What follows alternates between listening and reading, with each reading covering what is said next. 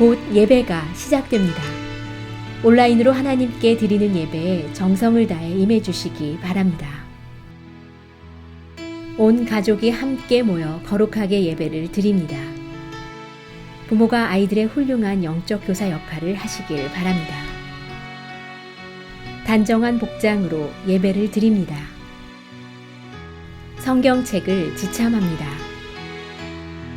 예배 10분 전부터 예배 준비를 완료하고 기도합니다.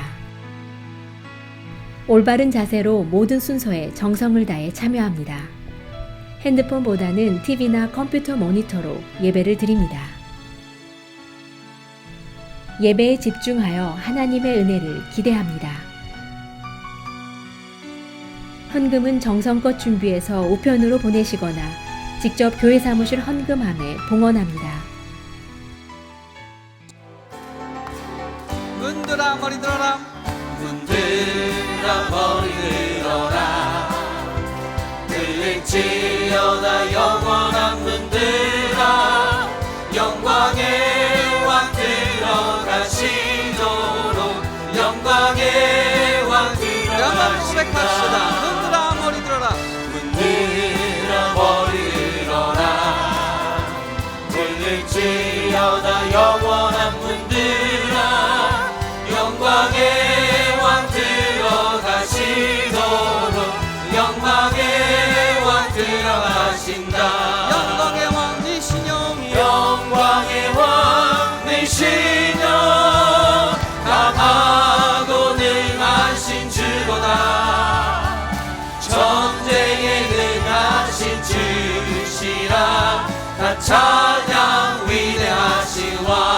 왕께 만세, 왕께 만세. 왕께 만세. 당신은 영광의 왕이라. 다 찬양 야만 더 위대하신 찬양합시다. 왕. 문들아 머리 들어라, 문들아 머리 들어라.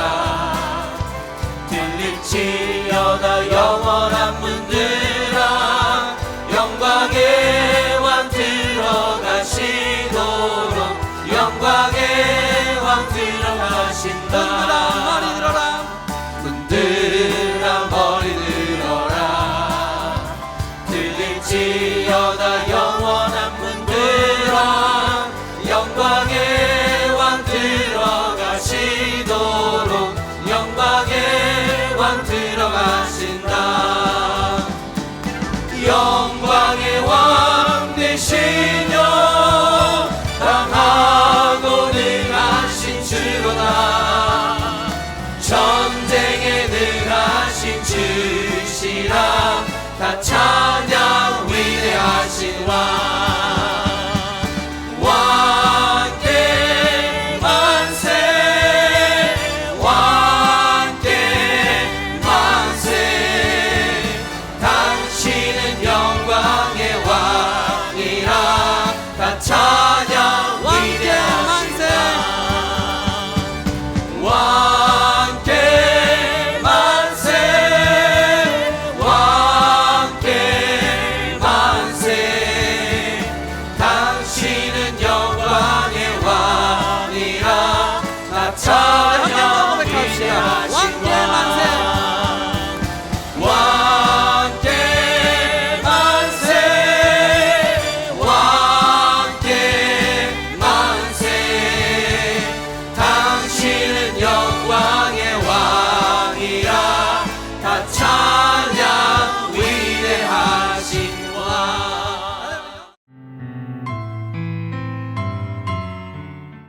믿음으로 모든 세계가 하나님의 말씀으로 지어진 줄을 우리가 아나니 보이는 것은 나타난 것으로 말미암아 된 것이 아니니라.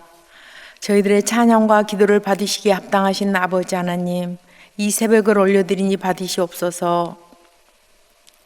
매년 올려드리는 사순절기이지만 금년은 특별히 저희 모두는 평범하지만 그 속에 많은 기도 제목과 결단하는 기도들이 있습니다. 아버지 앞에 절제하며 저희들이 가장 버리기 힘든 죄성, 나쁜 습관들은 벗겨내도 벗겨지지가 않고 닦아도 닦아지지가 않는 그런 습성들이 주님의 은혜로 깨끗하게 치유되기를 원합니다. 주의 어려운 이웃들의 아픔을 모른 채 무관심했던 많은 모습들을 회개하오니 저희들 주여 불쌍히 여겨주시고 눈물의 선지자 에레미야처럼 저희 모두는 이웃을 위해 애통하는 삶이 되게 하여 주시기를 간구합니다. 팬데믹으로 인해 저희들의 삶의 가치가 많이 바뀌었습니다. 과거에 짊어지고 있던 세상의 많은 것들을 내려놓는 걸 깨달았고 침묵함으로 들려지는 주님의 음성을 들었고 또한 더욱더 그리스도인답게 살아야 한다는 각오를 하게 되었습니다. 한 영혼을 주님께 열방의 복음을 일하는 사명으로 2021년 세계 선교대회를 준비 중인 저희 그리스도인학 감리교회를 통하여 준비하게 하신 아버지 하나님, 세계 각 나라에 흩어져서 하나님의 사명을 감당하는 선교사님들과 그의 가족들을 코비드 팬데믹으로부터 지켜주시기 원하며 저희들 모두가 준비하고 있는 11월의 세계 선교대회도 잘 이루어지게 해주시기를 원하며 또한 저희 교회의 미래인 저희 자녀들을 반듯하게 올곧게 키워내는 저희 교회가 되기를 간절히 구할 때 이제 말씀을 들고 단위에 세우신 김창룡 전도사님, 성령님의 강한 팔로 붙들어 주시기를 원하며 듣는 저희 모두는 오늘 하루도 승리하는 삶의 마중물이 되게 하여 주시기를 간절히 원하며 이 모든 간구를 부활의 첫 열매로 오실 예수님 이름 받들어 감사하며 기도 올리옵나이다. 아멘.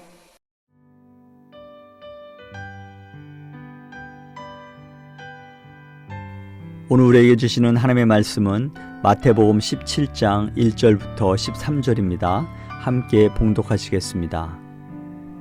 엿새 후에 예수께서 베드로와 야고보와 그 형제 요한을 데리시고 따로 높은 산에 올라가셨더니 그들 앞에서 변형되사 그 얼굴이 해같이 빛나며 옷이 빛과 같이 희어졌더라. 그때에 모세와 엘리야가 예수와 더불어 말한 것이 그들에게 보이거늘 베드로가 예수께 여쭈어 이르되 주여 우리가 여기 있는 것이 좋사오니 만일 주께서 원하시면 내가 여기서 초막 셋을 짓되 하나는 주님을 위하여 하나는 모세를 위하여 하나는 엘리야를 위하여 하리이다.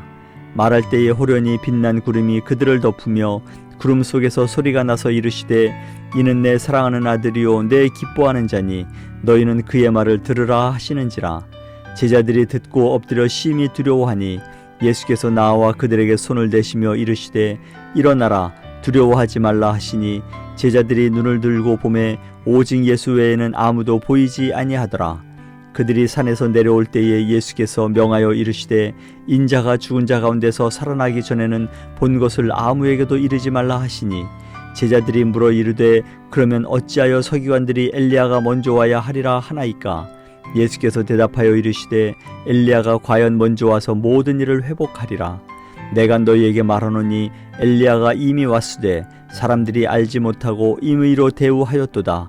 인자도 이와 같이 그들에게 고난을 받으리라 하시니 그제서야 제자들이 예수께서 말씀하신 것이 세례 요한인 줄을 깨달으니라.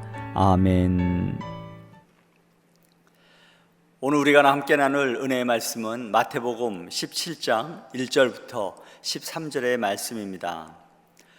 오늘 본문에 예수님께서 베드로와 야고보 그리고 그의 형제 요한을 데리고 산에 올라가셨을 때에 변형되시고 그래서 모세와 엘리야를 만나시고 그와 더불어 말씀하시는 장면이 기록되어져 있습니다.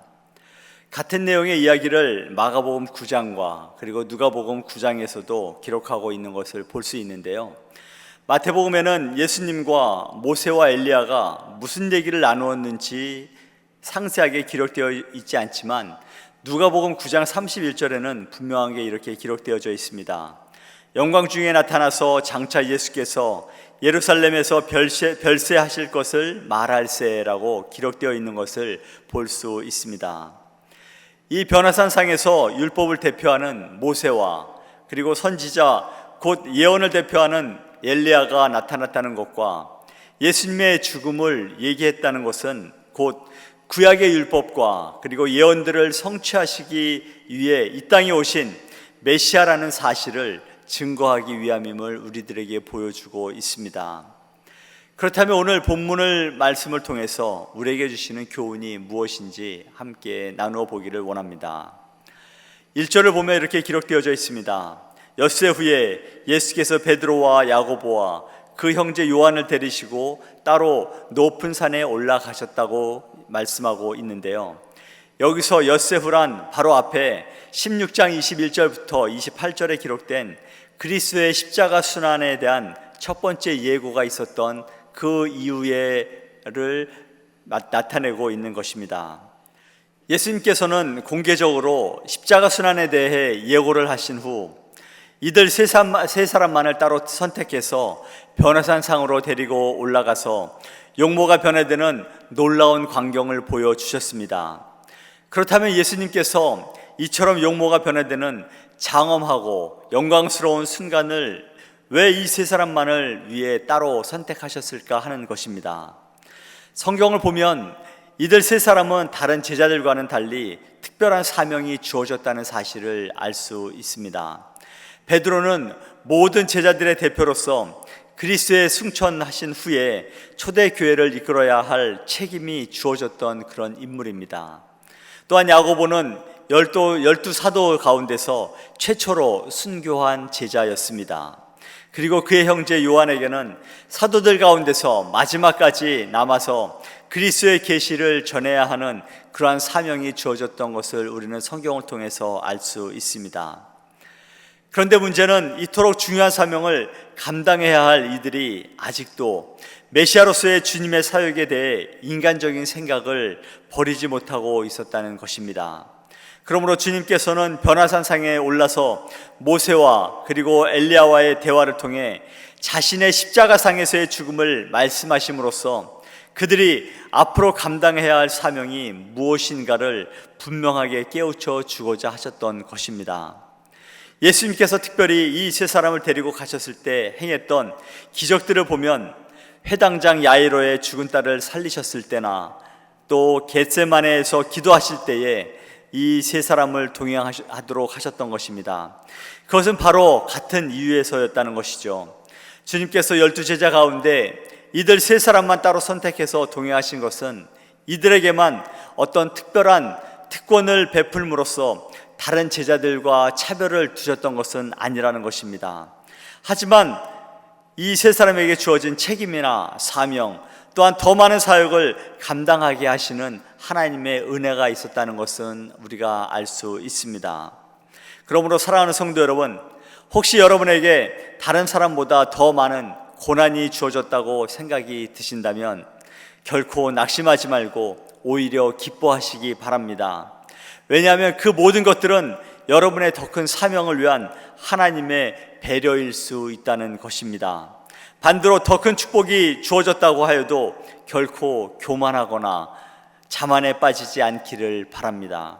이 역시 앞으로 있을 사명 감당을 위한 것일 뿐 그것이 자랑거리나 자기를 내세우기 위한 하나의 수단이 아니라는 것을 깨달으시기 바랍니다. 또한 여러분에게 과중한 책임과 사명이 주어졌다고 해서 그것 때문에 주저앉거나 포기하는 인생이 되지 않기를 바랍니다. 왜냐하면 하나님께서는 언제나 사명과 함께 감당할 능력도 주시는 분이신 줄 믿습니다. 그래서 바울 사도는 빌립보서 4장 13절에서 이렇게 고백을 하지 않습니까? 내게 능력 주시는 자 안에서 내가 모든 것을 할 수 있느니라 라고 고백하고 있습니다. 그렇습니다. 우리가 감당하는 힘과 능력은 우리가 가진 지식이나 세상의 능력, 권세가 아니라 하나님 아버지께서 주시는, 하나님께서 베풀어 주시는 은혜 안에서 모든 것을 감당하게 하실 줄 믿습니다. 우리는 지금 사순절을 지나고 있는데요, 벌써 7일째입니다. 지금까지도 잘 이어가고 계시리라 믿습니다. 예수님께서 이 세상에 오셔서 우리에게 보여주신 것 중에 가장 아름답고 영광스러운 모습이 무엇입니까?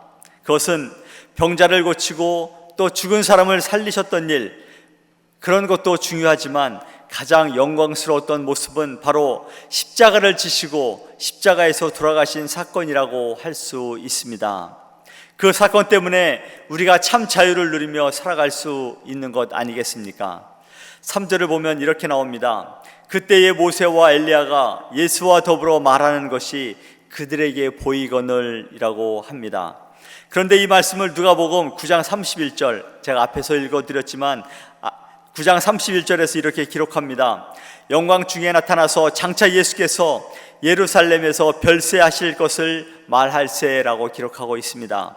여기서 별세라는 말의 원어적 의미는 엑소더스, 즉 출애굽을 말하고 있는데요, 이것은 예수님과 모세와의 대화는 그 옛날 출애굽 당시 유월절 양의 피로써 이스라엘 백성이 구원을 받았던 것처럼 하나님의 어린 양이신 예수 그리스도께서 십자가상에서 죽으심으로 이 땅의 모든 성도들이 구원을 얻을 것을 의미하는 것입니다.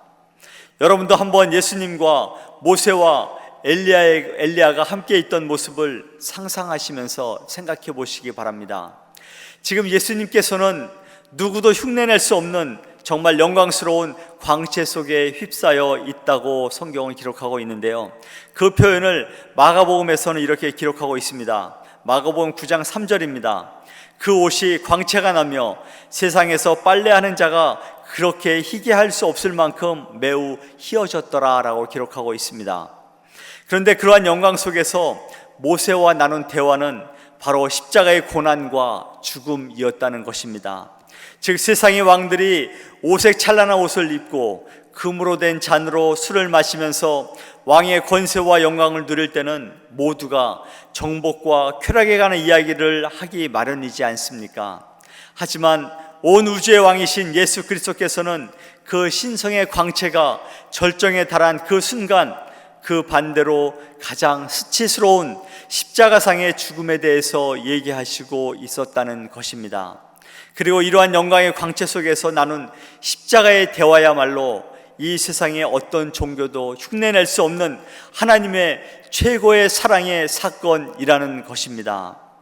우리를 구원하시기 위해 고난의 길을 가셔야 했던 예수님을 생각하시면서 이번 사순절이 우리의 믿음을 재점검하고 말씀 위에 굳게 세우는 그러한 거룩한 기회가 되는 귀한 시간 되시기를 간절히 소망합니다.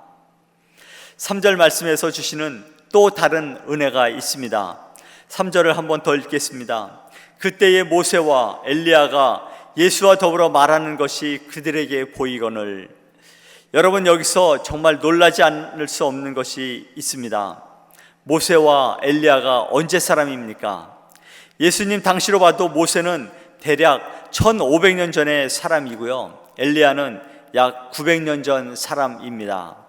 엘리야는 죽음을 보지 않고 하늘로 승천했으니까 혹시나 하겠지만 모세는 이미 모압 땅에 있는 골짜기에 장사되었다고 성경에서 기록되어져 있습니다.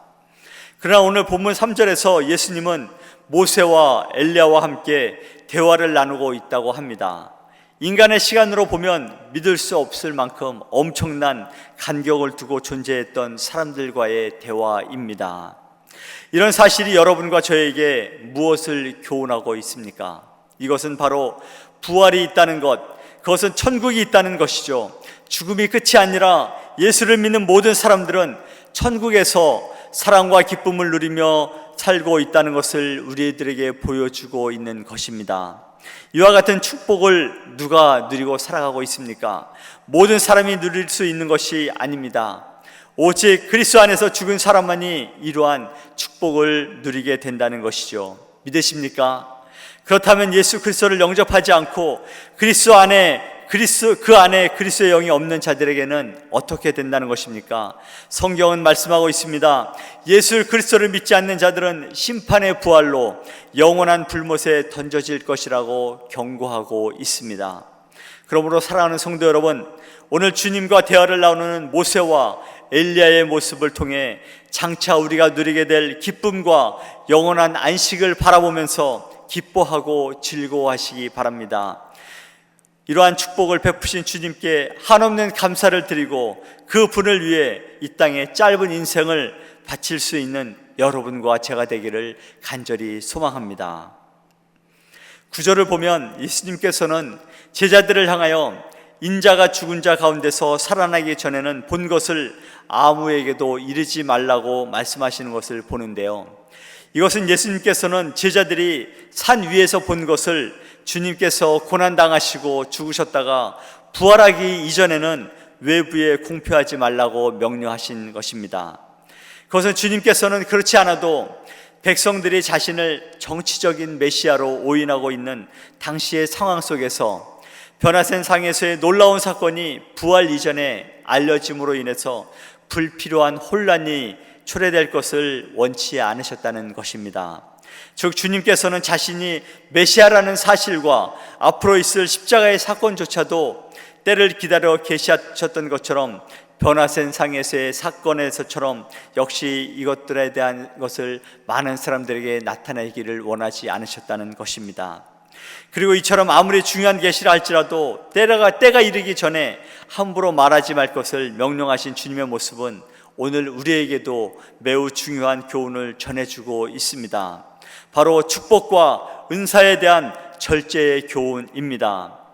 예나 지금이나 하나님으로부터 그 어떤 조그만 은사나 축복을 받으면 이를 절제하며 필요할 때 외에는 사용하지 않고 자기 자랑이나 허영심을 만족시키기 위해서 마구 사람들에게 자랑하고 남용함으로 인해서 하나님의 나라와 영광에 누를 끼치는 일이 많이 있는 것을 보게 됩니다. 예를 들어 성도들 가운데 예언의 은사를 받았다고 하는 사람들이 만나는 사람들마다 당신은 이렇게 될 것이고 또 어떻게 해야 한다고 하면서 많은 사람들에게 또 불편을 주는 것들을 보게 됩니다. 이 모든 하나님께서 주신 은사는 바로 교회의 덕을 세우기 위해서 하나님께서 주셨다는 것입니다. 교회의 덕을 세우고 사람들을 세우고 사람들의 믿음을 격려하기 위해서 세우신 그 모든 것들을 자기를 자랑하거나 자기를 내세우기 위해 사용한다면 결국 그 모든 것들로 인해서 교회를 어지럽게 하고 교회에 문제를 일으키는 경우들이 많이 있다는 것입니다. 하나님의 은사나 축복은 인간의 자랑을 위해서가 아니라 인간의 허영심을 만족시키기 위해서 사용하는 것이 아니라 그것은 하나님의 말씀을 전하고 하나님의 복음이 좀 더 효과적으로 전파되기 위해서 사용되어져야 할 줄로 믿습니다. 하나님의 축복과 은사를 절제하지 않고 남용하는 사람들이 있다면 바로 하나님께서 허락하신 그 모든 것들을 올바르게 이해하지 못한 결과라고 할 수 있습니다. 그러므로 사랑하는 성도 여러분, 여러분은 하나님으로부터 받은 그 어떤 은사나 그 어떤 축복도 하나님께서 원하시는 것들을 위해서 하나님의 나라와 하나님의 복음 전파를 위해서 그리고 교회의 덕을 세우는 일에 있어서 온전하게 사용하기를 간절히 소망합니다. 그리고 오늘 본문 10절에서 12절을 보면 예수님께서는 엘리야의 도래에 관해서 질문하는 제자들에 대해서 답을 하고 계시는 것을 보게 됩니다. 이미 엘리야가 왔지만 사람들이 알지 못하고 임으로 대우하였지만 인자인 예수 자신에 대해서도 그렇게 할 것이라고 말씀하시는 것을 우리들은 보게 됩니다. 여기서 이미 엘리야가 왔다는 것은 세례 요한을 가리키는 것이고 사람들이 알지 못하고 임의로 대우했다는 것은 세례 요한을 목베어 죽였다는 것을 말하고 있습니다. 그리고 주님께서는 이스라엘 백성들이 세례 요한에게 그렇게 한 것처럼 자신에게도 동일하게 대우할 것이라고 기록하고 있는 것을 보게 됩니다. 참으로 이스라엘은 다시 오리라고 한 엘리야가 그들의 구원자인 메시아를 배척하고 죽이는 엄청난 죄악을 범한 것을 우리들은 보게 됩니다. 그렇다면 그러한 어리석은 우를 범했던 이유가 어디에 있는 것일까요? 여러분 잘 아시는 바와 같이 이스라엘 백성들은 오랫동안 이방 민족의 압제를 받아오면서 간절하게 메시아를 고대했습니다. 따라서 그들은 성경을 통해 메시아의 도래에 앞서서 먼저 오리라고 예언하고 있었던 엘리야에 대해서도 초미의 관심을 가졌던 것이 사실입니다. 그런데 그들은 정작 그토록 기다렸던 엘리야, 즉 세례 요한이 와서 죄에 대해서 회개를 지적하며 자신의 잘못을 지적할 때에 그들은 가차없이 세례 요한의 목을 치는 그러한 누를 범하게 됩니다. 뿐만 아니라 자기 자신들이 가장 기다렸던 예수님마저도 빌라도에게 간청해서 십자가에 처형하는 그러한 죄를 범하고 있지 않습니까? 그렇다면 이스라엘 백성들은 자기들이 그토록 기다렸던 엘리야와 메시아를 왜 허망하고도 처참하게 죽이는 그러한 실수를 범하게 되었던 것일까요? 그것은 바로 그들 마음속에 진정한 믿음과 메시아를 보는 영적인 눈이 없었기 때문입니다.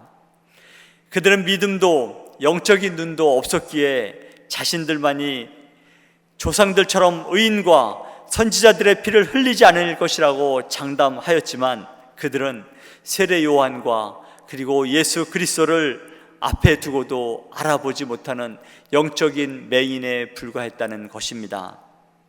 사랑하는 성도 여러분, 하나님을 올바르게 섬기기를 원하십니까? 하나님을 올바르게 섬기기를 원하신다면 무엇보다도 영적인 눈을 떠야 합니다. 그래야만 이스라엘 백성들이 예수님의 비천한 외적 조건만 보고 그분 안에 있는 영광과 진리는 보지 못했던 그러한 어리석은 눈을 범하지 않게 된다는 사실입니다. 코로나로 어렵고 힘든 때에 사순절을 보내면서 우리의 영적인 눈이 열려지기를 소망합니다. 환경과 조건 때문에 우리의 영적인 눈까지 어두워지고 이 땅에 구원자로 오신 예수님을 우리 삶 가운데서 다시 한번 놓치고 사는 그렇게 어리석은 이 사순절을 보내는 것이 아니라 정말 이 어렵고 힘든 이 시기에 영적인 눈을 떠서 살아계신 주님을 다시 한번 깊이 있게 만나는 귀한 시간 되기를 간절히 소망합니다. 분명히 코로나는 우리 모두에게 힘든 시기입니다. 이 힘든 시기를 선택할 수 있는 선택의 여지는 어느 누구에게도 없습니다. 하지만 이 시기를 어떻게 보내고 어떻게 극복하느냐는 우리 각자에게 달려 있습니다. 저는 성도님들 모두가 코로나가 다 지나간 후에 코로나 때에 정말 경제적으로 힘들었다고 삶을 돌아보기보다는 이 시기에 경제적으로 힘들었지만 하나님께서 베푸신 은혜가 너무 크고 귀한 시간이었다고 고백할 수 있는 그러한 시간들이 되기를 간절히 소망합니다. 그래서 여러분 인생의 가장 값진 간증의 시간들로 남기를 간절히 소망합니다.